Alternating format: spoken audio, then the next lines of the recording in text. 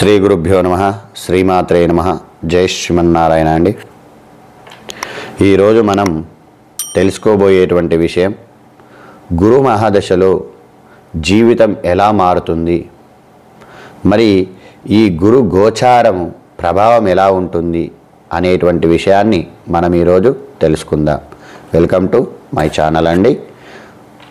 గురువు అంటే జ్ఞానం, ధర్మం, సంపద, సద్గుణం. అతను జ్యోతిష్యంలో అత్యంత శుభగ్రహం.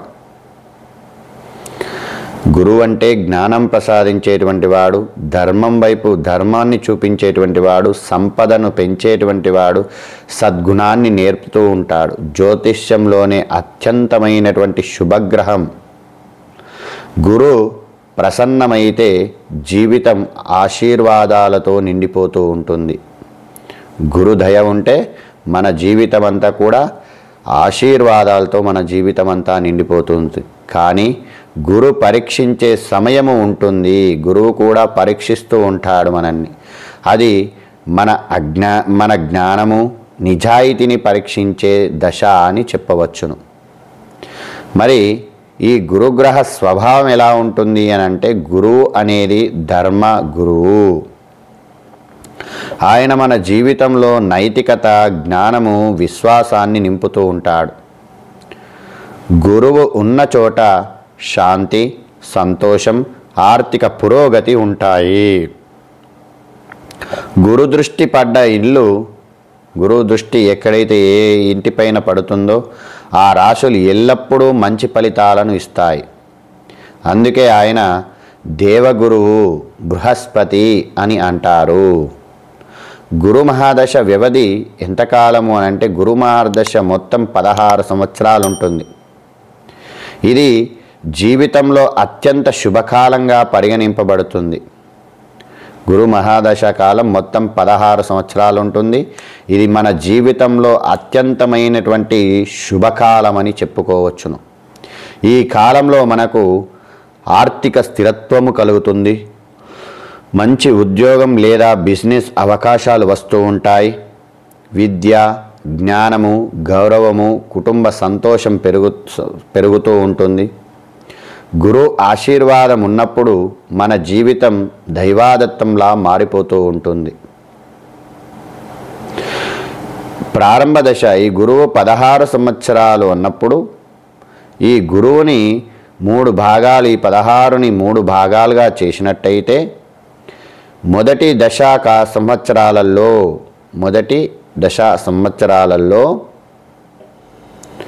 6 సంవత్సరాలు, 16ని 3తో 3 భాగాలుగా డివైడెడ్ బై చేసుకుంటే మొదటి దశాకాలం, మొదటి సంవత్సరంలో మనలో ఆశావాదం పెరుగుతుంది. మన ప్రయత్నాలకు ఫలితాలు రావడం జరుగుతుంది.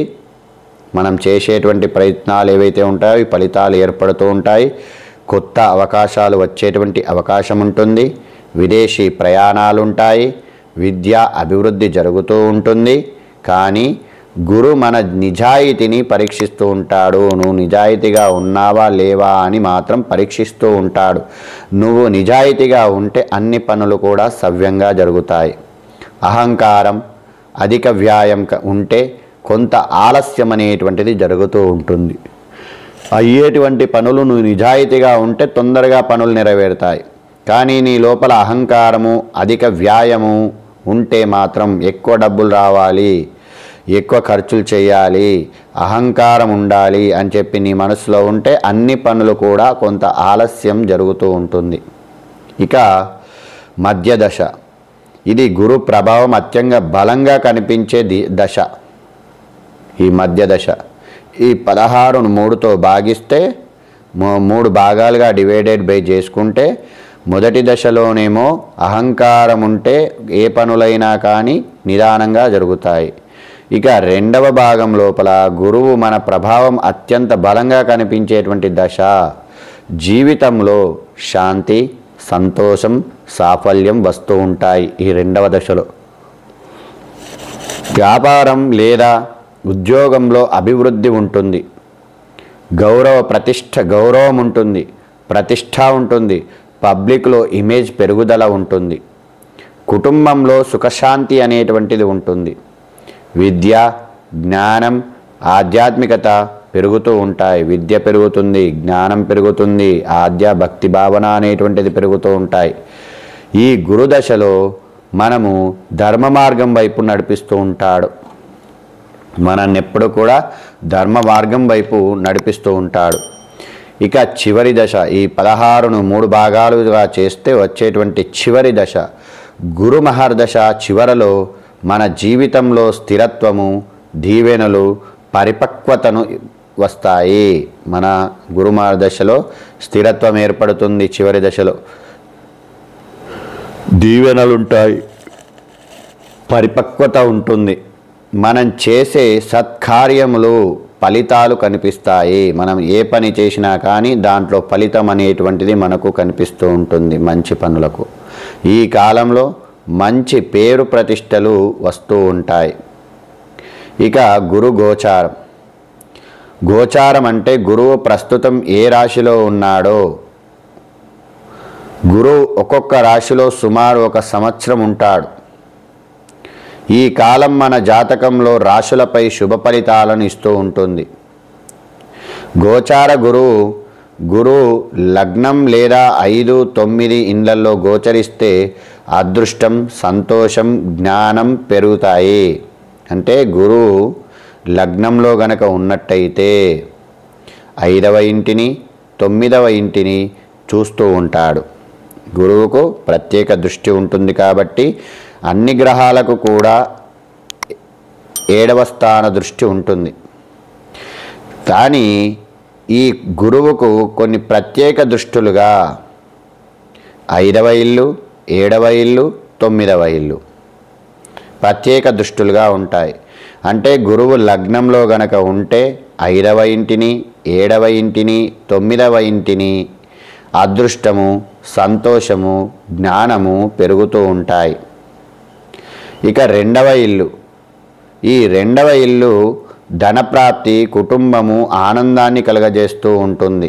గురువు 2వ ఇంట్లో ఉంటే అంటే లగ్నం నుంచి 2వ ఇల్లు ధనప్రాప్తి ఉంటుంది, కుటుంబం ఉంటుంది, ఆనందం ఉంటుంది.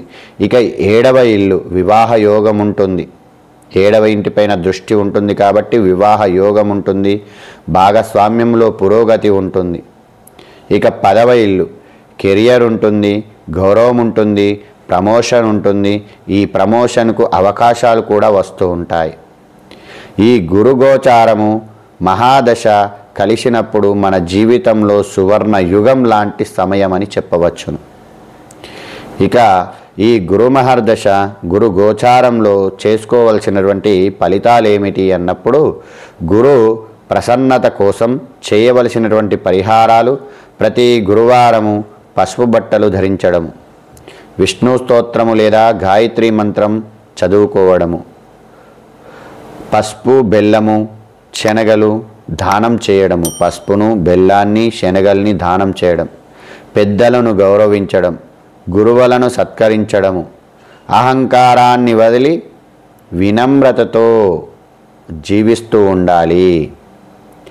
గురు మహాదశ మన జీవితానికి వెలుగును తెస్తూ ఉంటుంది. ఈ దశలో మనకు జ్ఞానము, ధనము, శాంతి, అదృష్టము అన్నీ కలుగుతాయి.